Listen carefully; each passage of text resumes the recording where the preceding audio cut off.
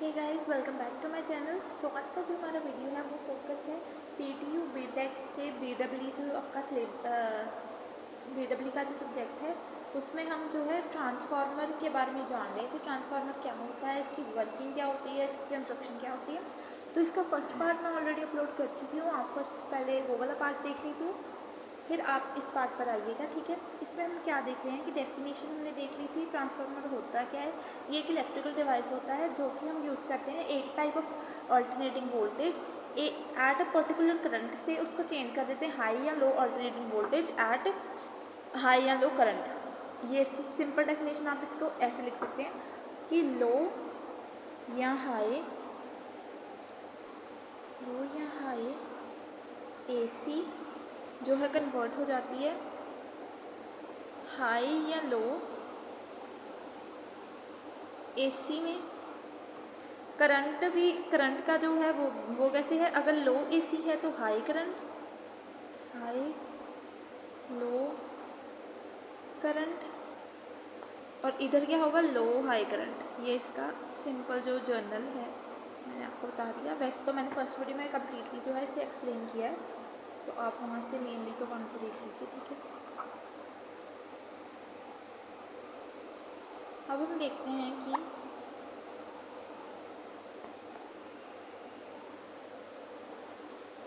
इसके बारे में भी मैंने आपको एस के बारे में, आर एल के बारे में, सबके बारे में बता दिया था।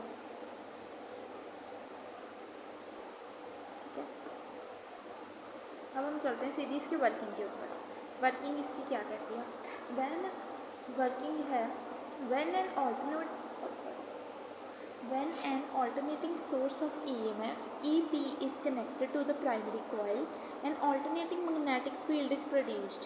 Simply क्या है, ये है हमारी डायग्राम। इसमें सबसे पहले जब हमने ये EP ऑल्टरनेटिंग वोल्टेज कनेक्ट कर दी, ये प्राइमरी कॉइल है, P is use for primary and S is used for secondary. S is used for secondary. ठीक है,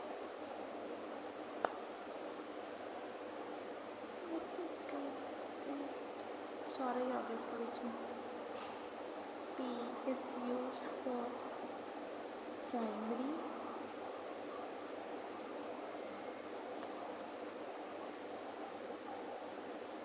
यहाँ लिख दिया, and S is used for secondary.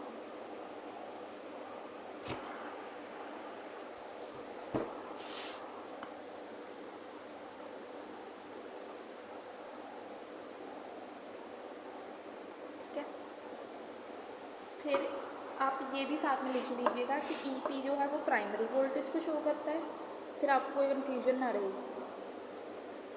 इस यूज फॉर प्राइमरी। अब हम लिख लेते हैं EP और ES का। EP इज प्राइमरी वोल्टेज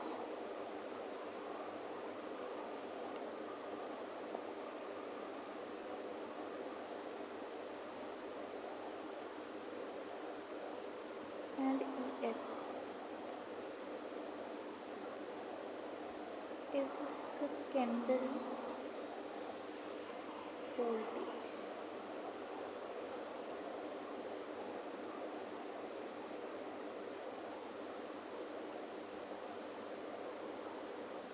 इधर ही लिख देती हूँ, ठीक है, तो वो शो हो जाएगा। और ये जो साइन है ये क्या है, इनपुट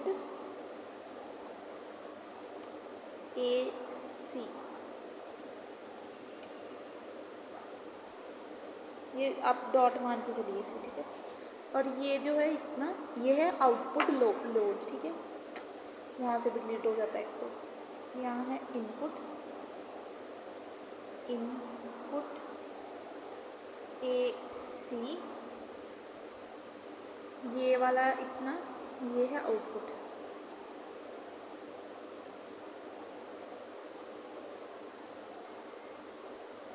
ठीक है, तो सबसे पहले इन्होंने हमें क्या कहा कि जब, सॉरी ये नहीं, यहाँ वर्किंग से, थ्योरी से When an alternating source of EMF EP is connected to the primary coil, जब जो है प्राइमरी वोल्टेज जो है वो प्राइमरी कॉइल से कनेक्टेड है, तब an alternating an alternating magnetic field is produced. Sorry बहुत फंबल हो गया इस वीडियो में कि जब हमने प्राइमरी वोल्टेज को जो है प्राइमरी कॉइल के साथ कनेक्ट कर दिया तो एक जो है मैग्नेटिक फील्ड प्रोड्यूस हो गई, ठीक है, मैग्नेटिक फील्ड प्रोड्यूस हो गई and hence changing magnetic flux is linked with the coils. Okay, अब यहाँ पर बात आ रही है सारी म्यूचुअल इंडक्शन की कि क्या किया हमने, ये है हमारी प्राइमरी वोल्टेज, इसको क्या किया, कनेक्ट कर दिया, किससे किया, प्राइमरी वाइंडिंग से, प्राइमरी कॉइल से कनेक्ट कर दिया। तो इससे हमें क्या पता चला, फिर हमने इसमें एक एसी सोर्स लगा दी, ये एसी सोर्स है, इससे क्या हुआ कि इसमें चार्ज जो है जाने लगा, प्राइमरी में सारा चार्ज चला गया। अब जो ये प्राइमरी में चार्ज गया और ये भी मैग्नेटिक लैमिनेशन की बनी हुई है, यहाँ पर देख लेती हूँ, it is made up of magnetic lamination, magnetic lamination,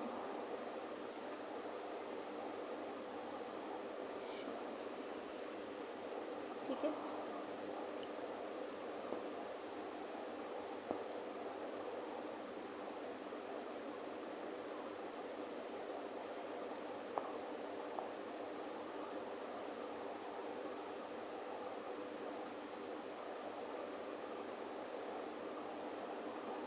ठीक है, ये जो है मैग्नेटिक लैमिनेशन है,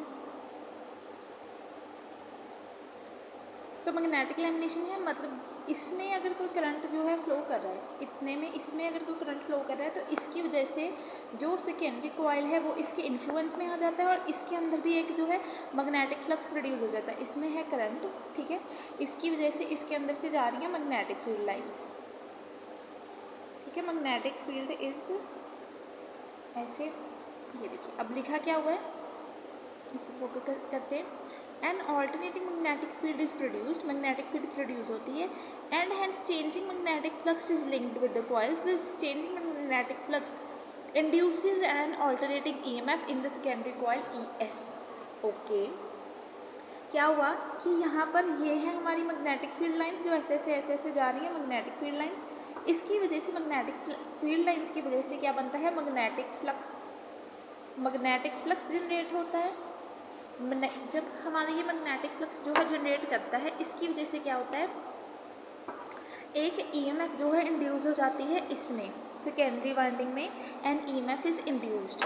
अब हम यहाँ पर लिख देते हैं इसको, इधर सेकेंडरी में क्या हुआ कि इधर से गई मैग्नेटिक फील्ड लाइंस, 3 ही बनाऊंगी तो बहुत, नहीं तो अदरवाइज बहुत हो जाता है, गंद सा पड़ जाता है। तो सेकेंडरी में क्या हुआ, EMF इंड्यूस हो गई, यहाँ पर इंड्यूसेस EMF, ठीक है, EMF इंड्यूस हो गई तो क्या हुआ, hence changing magnetic flux is linked with the coils, ये कॉइल के साथ लिंक्ड है, this changing magnetic flux induces an alternating EMF in the secondary coil. तो यहाँ तक हमें ये पता चल गया कि किस टाइप से जो है मैग्नेटिक फ्लक्स अगर चेंज हो रहा है तो एक EMF इंड्यूस हो जाती है दूसरे वाली कॉइल में, तो यहाँ पर सेकेंडरी कॉइल में हो गई। Let NP and NS be the number of turns in the primary and secondary coil respectively. अब हमने क्या माना कि नंबर ऑफ टर्न्स, जैसे ये एक कोई आप कॉइल मान लीजिए तो ये ऐसा है, तो हमने अगर नंबर ऑफ टर्न्स जो है इसके गिनने हैं तो ये ऐसे 1 2 3 4 5 नंबर ऑफ टर्न्स है। ऐसे ही इन्होंने क्या किया कि मान लिया कि जो हमने प्राइमरी कॉइल ली थी उसमें नंबर ऑफ टर्न्स है NP और जो सेकेंडरी कॉइल ली थी उसमें नंबर ऑफ टर्न्स है NS, ठीक है। The iron core is capable of coupling the whole of the magnetic flux phi produced by the turns of the primary coil with the secondary coil. Okay, तो पहले तो हमने क्या कहा, इनको कह दिया हमने NP, इनको कह दिया NS, फिर क्या कह दिया कि जो ये हमने आयरन का ये बनाया ना मैग्नेटिक लैमिनेशन वाला, ये पूरा पार्ट, ये ऐसे ऐसे पूरा ऐसे चक्कर में, तो ये जो है ये यहाँ से यहाँ तक, यहाँ से यहाँ तक, यहाँ से यहाँ तक, ठीक है। ये जो है पार्ट,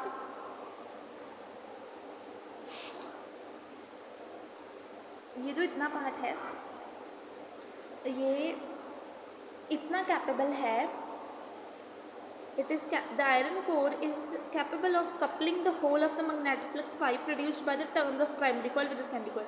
ये इतना कैपेबल है कि जितना भी magnetic flux primary coil produce कर रही है उसको सभी को संभालने का फाई मैग्नेटिक फ्लक्स जो है ये प्रोड्यूस करती है, तो इसको संभालने की कैपेबिलिटी ये वाला पूरा बॉक्स जो है रखता है, ठीक है। ये लिखा हुआ है इन्होंने। फिर हम इसमें लगाते हैं Faraday law of electromagnetic induction, जो कि हमें कहता है,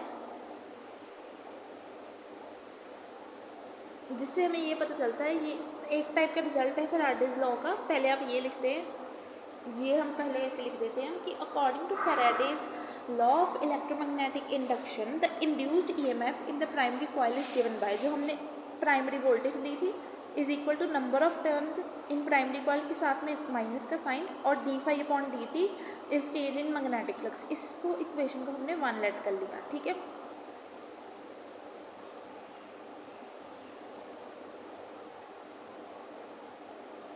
then the induced EMF in the secondary coil, तो हमें प्राइमरी कॉइल के बारे में पता चल गया। अब हम जानेंगे सेकेंडरी कॉइल के बारे में। तो secondary voltage is given by E S which is equal to minus of N S into d phi upon D t, और ये है इक्वेशन नंबर 2 बन गई। अब हमने क्या किया, ये इक्वेशन 1 और इक्वेशन 2 को डिवाइड कर दिया। ये दोनों जो हैं ये इस रिजल्ट से आती हैं कि हमने ई का जो नॉर्मल फॉर्मूला होता है,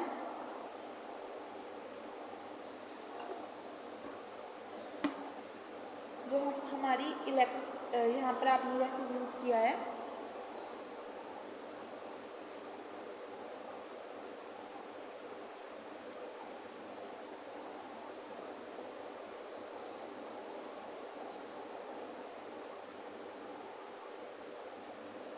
तो हम इसका जो जनरल फार्मूला होता है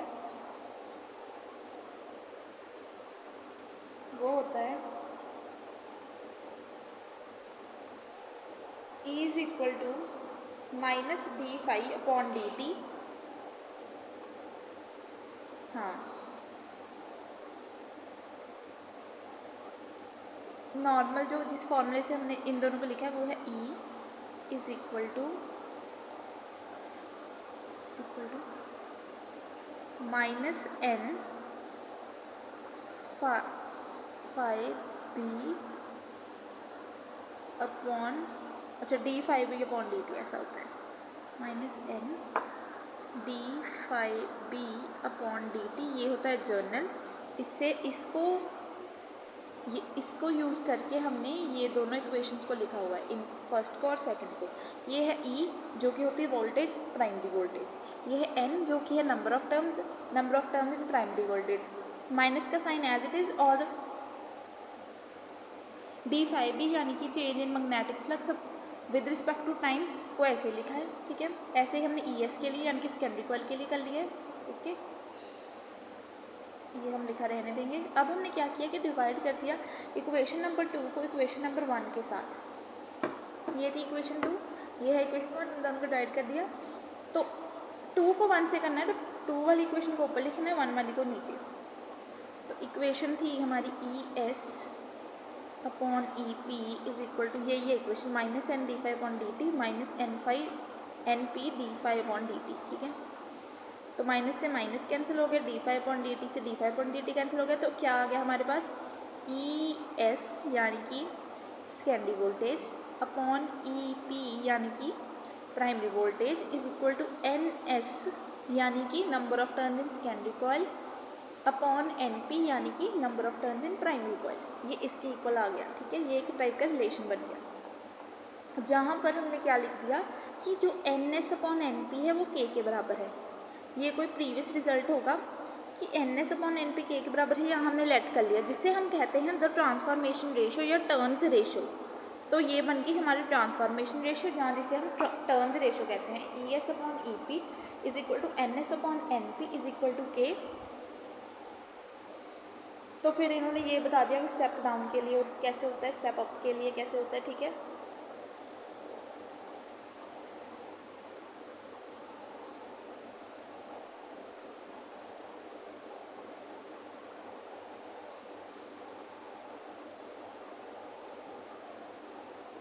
फिर आ गया k is less than 1, k जो 1 से कम होता है, k is less than 1 for step down transformer, यानी कि इन दोनों की इक्वल टू वैल्यू आएगी कुछ 0 पॉइंट में, 0 पॉइंट मतलब यानी कि 1 से लेस होगी, जितनी भी वैल्यू होगी वो 1 से लेस होगी for step down transformer. In this case ns is less than np and es is less than ep।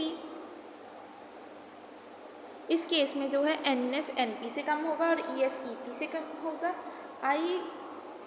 I मतलब that is output alternating voltage is less than input alternating voltage.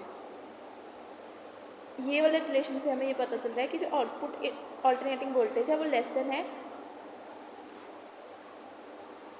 Input alternating voltage से। Then हम देखते हैं कि अगर 1 से greater है for step up transformer, in this case ns is greater than np and es is greater than ep,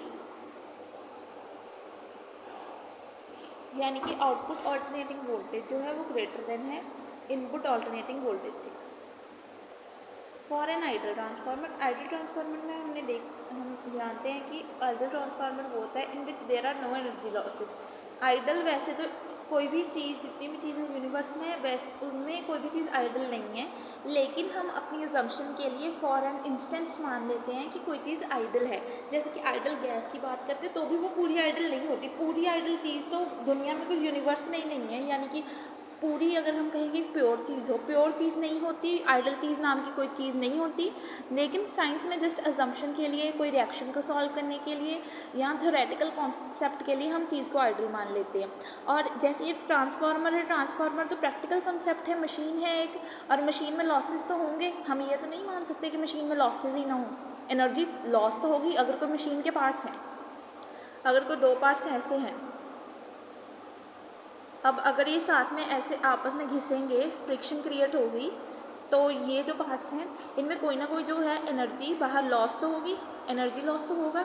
लेकिन हम अपने इंस्टेंट के लिए, अपने क्वेश्चन को सॉल्व करने के लिए जस्ट मान लेते हैं कि जो एनर्जी है वो 0 है, यानी कि नो एनर्जी लॉस है, ठीक है।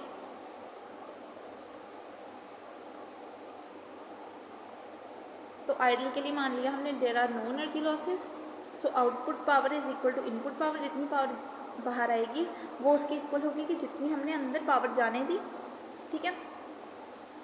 Then is let IP and IS be the current in the primary and secondary coils respectively. जैसे मैंने ऐसे लेट करके लिखा ना, इसको आप ऐसे भी लिख सकते हैं, जैसे लेट ऊपर लिख लीजिए, लेट लिख लिया हमने, फिर IP is equal to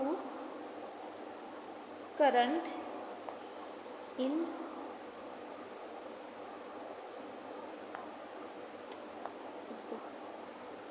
IP is equal to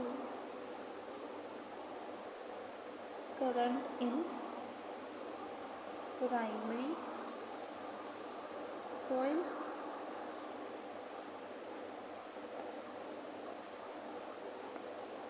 IS is equal to current in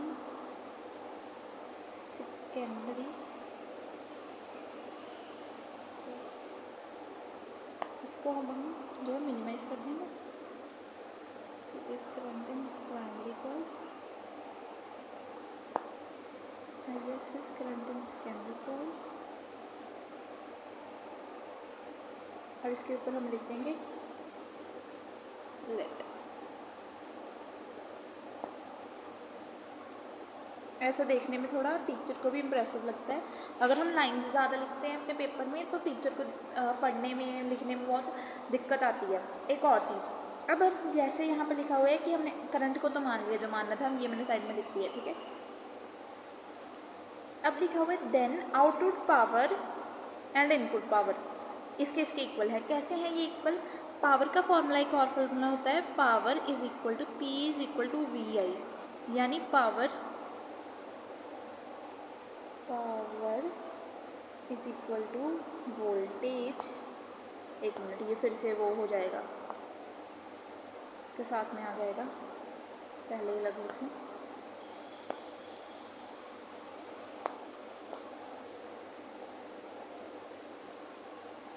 power is equal to voltage into current. ठीक है,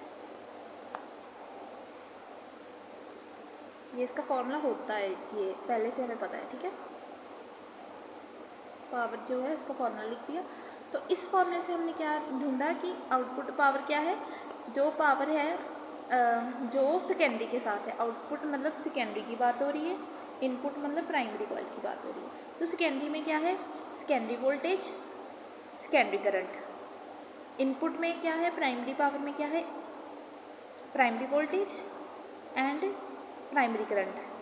तो अब जब हमने ये बात कह दी कि आउटपुट पावर और इनपुट पावर बराबर हैं, तो इनकी वैल्यूज़ भी एक दूसरे के बराबर हैं। ठीक है, तो इससे हमें क्या पता चला, हमने इक्वल लिख दिया। From equation 4 we gate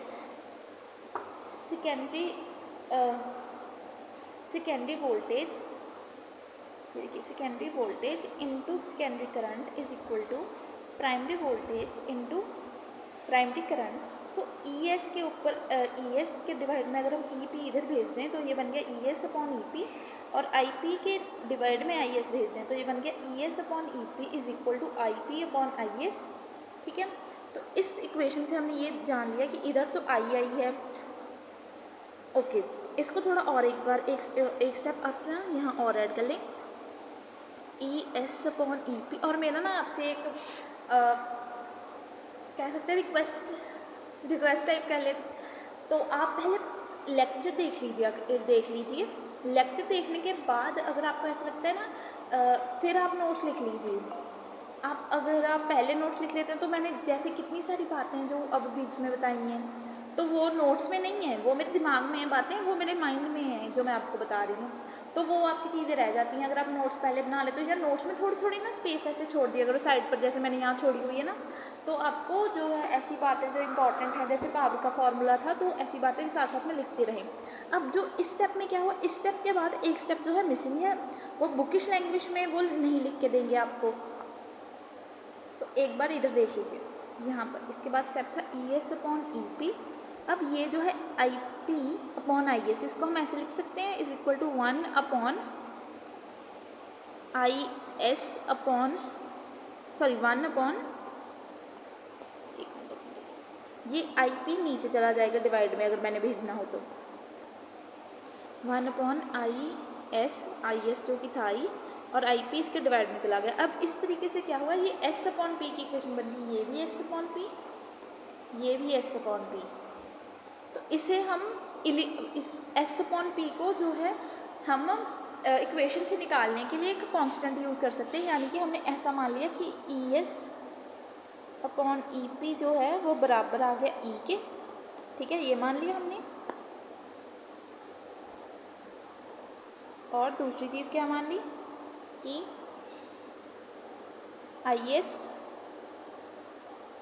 S upon I P बराबर आ गया आई के। ये हमने क्या किया, इनिशियलाइज कर दिया उसको, ताकि जो हमारा आंसर है वो ईजियर तरीके से आ जाए, आई एस अपॉन आई पी। अब इस इक्वेशन को देखो, इस इक्वेशन को देखो और इसको देखो, इन तीनों से हमें क्या पता चला कि ई एस अपॉन ई पी की जगह हमने ई लिख दिया, 1 upon I S upon I P की जगह हमने आई लिख दिया, और ये दोनों आपस में हैं प्रोपोर्शनल। ठीक है, तो in general E is inversely proportional to current. Okay, E is inversely proportional to current. और क्या है यहाँ पर रेज करने वाला, और तो कुछ नहीं है। ठीक है, इक्वेशन 5 लेट कर लिए इसको। Equation 5 shows that for same power transfer voltage increases with the decrease in temperature।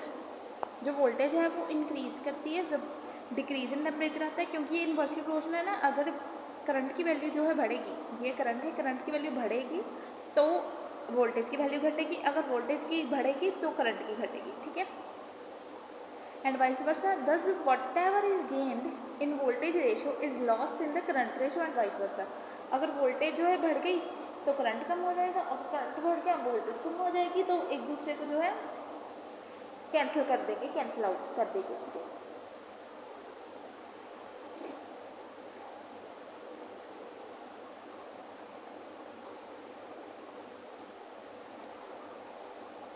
So a step-up transformer increases the alternating voltage by decreasing the alternating current, and step-down transformer decreases the alternating voltage by increasing the alternating current। ये कौन सी बातें हैं जो हमने सबसे पहले starting में जो इनके टाइप्स में देखा था वही चीज़ आई फॉर अ ट्रांसफार्मर। अब एक न्यू चीज़ आ गई एफिशिएंसी की। एफिशिएंसी भी आपको पूछ लेते हैं, पेपर में पूछ सकते हैं, ठीक है। क्या होती है एफिशिएंसी? अगर आप एक बार फिर से आप इसको ना लिख कर देखना, सारा जितनी भी ये मैंने डेरिवेशन आज वाली करवाई ना, वर्किंग वाली, पूरा एकदम अच्छी तरीके से लिख कर देखना, और एक एक ना पॉइंट को, चाहे आप ना पॉइंट को ऐसे लिख देना वर्किंग में। व्हेन एन ऑल्टरनेटिंग सोर्स को 1 नोट कर लिया, magnetic flux is produced and when an alternating source of EMF EP is connected to primary coil, an alternating magnetic field is produced। यहाँ तक वन कंप्लीट कर देना, ठीक है, यहाँ तक, ठीक है। यहाँ से पॉइंट 2 स्टार्ट कर देना। Hence changing magnetic field flux is linked with the coils, यहाँ पर 3 स्टार्ट कर देना। This changing magnetic flux induces an alternating EMF in the secondary coil, ये खत्म हो गया। 4 स्टार्ट कर देना। Let NP and NS be the number of turns in the primary and secondary coils respectively. The iron core is capable of coupling, यहाँ पर 5th start कर देना। ऐसे ना पॉइंट्स में अगर आप याद करेंगे तो आपको याद करना भी ईजी होगा। The iron core is capable of flux produce by the primary coil, तो यहाँ पर बस यहाँ तक ठीक है।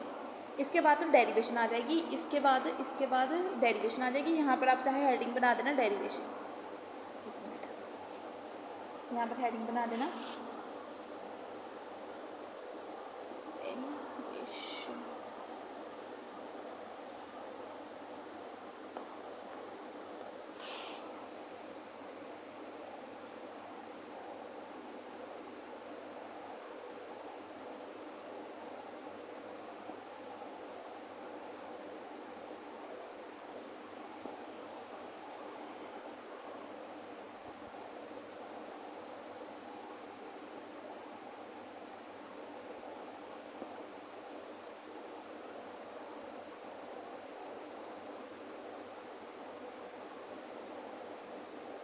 डेरिवेशन। डेरिवेशन यहाँ आ जाएगा, फिर इसको हेडिंग टाइप बना देना।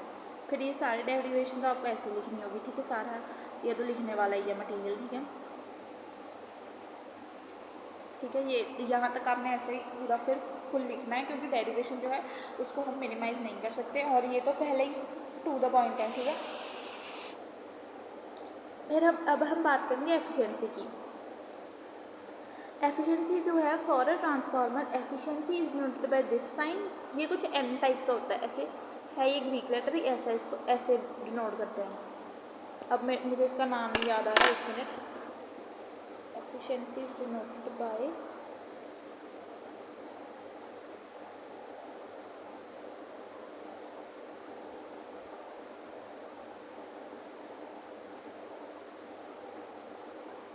ईटा कहते हैं इसको, इस वर्ड को ईटा कहते हैं।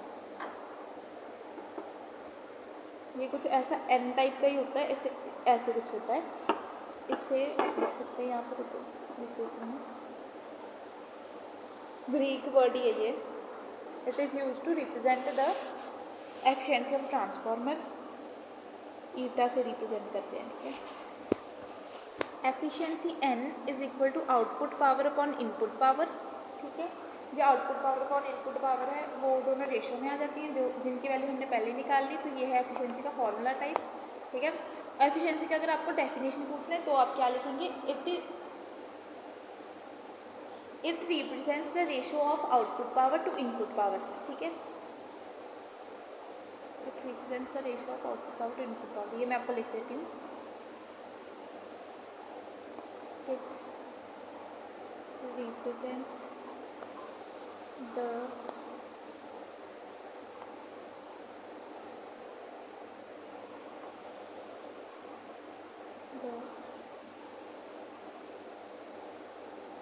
ratio of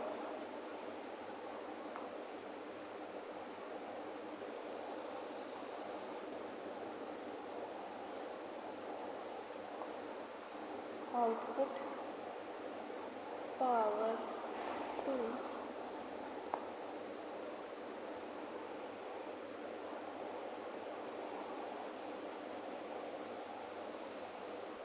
input power.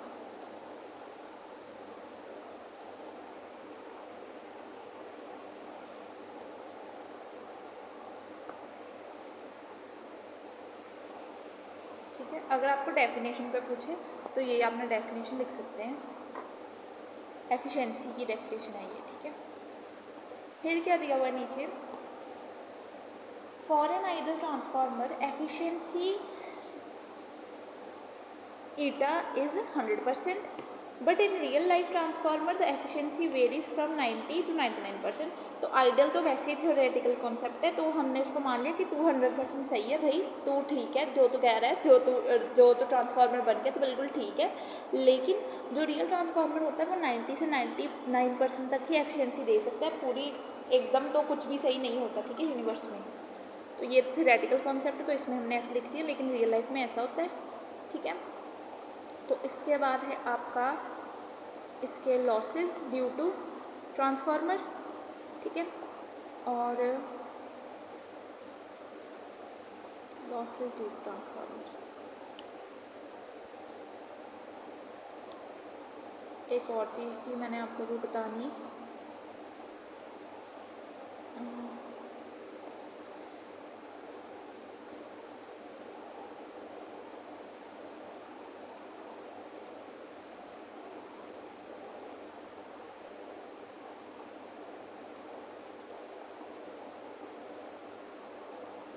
Energy losses जो है वो अब हम नेक्स्ट वीडियो में करेंगे। ठीक है, 2 वीडियो मैंने आपको जो है कंप्लीट कर दी है ट्रांसफार्मर की। सो एनर्जी लॉसेस हम नेक्स्ट वीडियो में देखते हैं। एनर्जी लॉसेस का जो टॉपिक है वो भी इम्पॉर्टेंट है, अलग से भी आपको एनर्जी लॉसेस के ऊपर क्वेश्चन आ जाता है पेपर में जनरली। ठीक है, और जो ट्रांसफार्मर है वो तो PYQ आपका है ही। ठीक है, एक और चीज़, ये जैसे यहाँ पर एक बात रह गई मेरी कि यहाँ पर हमने इसको 100% कैसे लिख दिया है। ये हमने इस तरीके से लिखा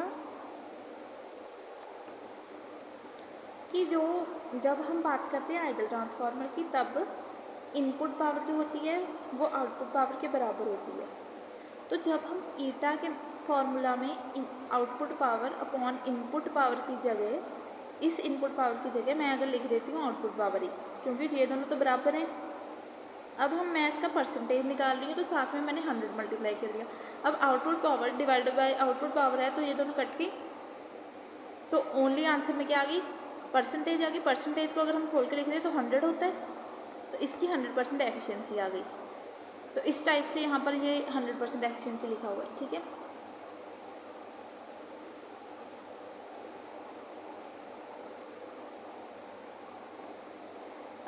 एनर्जी लॉसेस का वीडियो जो है इससे नेक्स्ट आएगा। ठीक है, अदरवाइज़ ये वीडियो बहुत लॉन्ग हो जाएगा, फिर अपलोड भी नहीं होता, प्रॉब्लम आती है। ठीक है, so this was the video, thanks for watching, bye bye.